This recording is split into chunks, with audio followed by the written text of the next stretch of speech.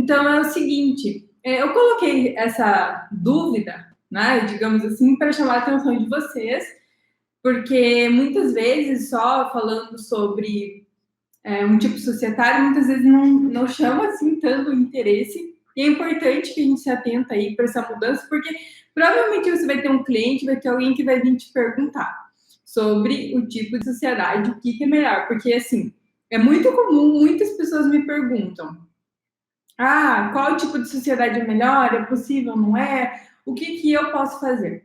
Bom, então nós tivemos uma mudança irrelevante a partir da medida provisória, que é a 881, que foi deste ano agora, que foi convertida em lei e que aprovou o novo tipo de sociedade, que é a sociedade unipessoal limitada.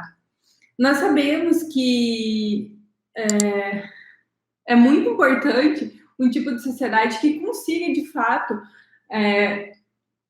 digamos que cumprir com os anseios sociais. Como assim os anseios sociais? É porque é o seguinte, nós temos problemas divergentes entre os tipos de sociedades da seguinte forma.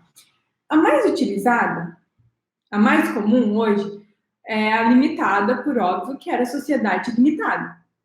Então, esse tipo de sociedade, ela é amplamente utilizada. Tudo bem, e se ela é tão utilizada, mas qual que seria o problema desse tipo de sociedade?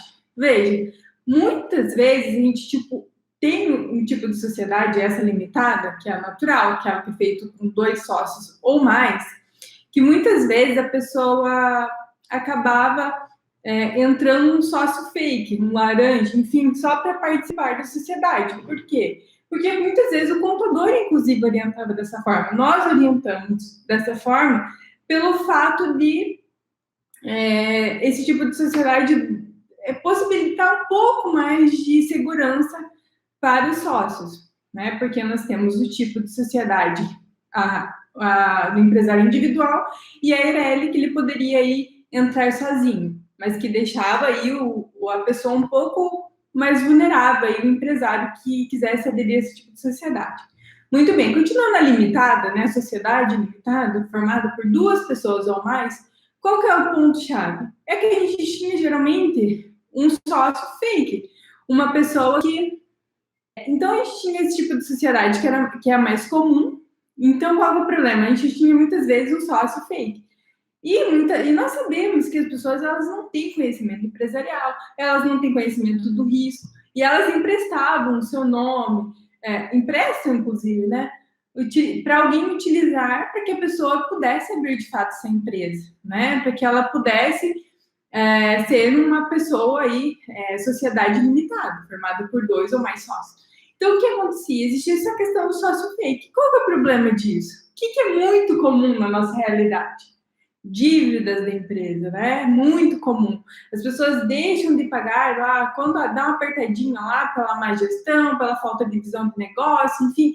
Qual é o principal problema que ocorre? Ou a primeira ação.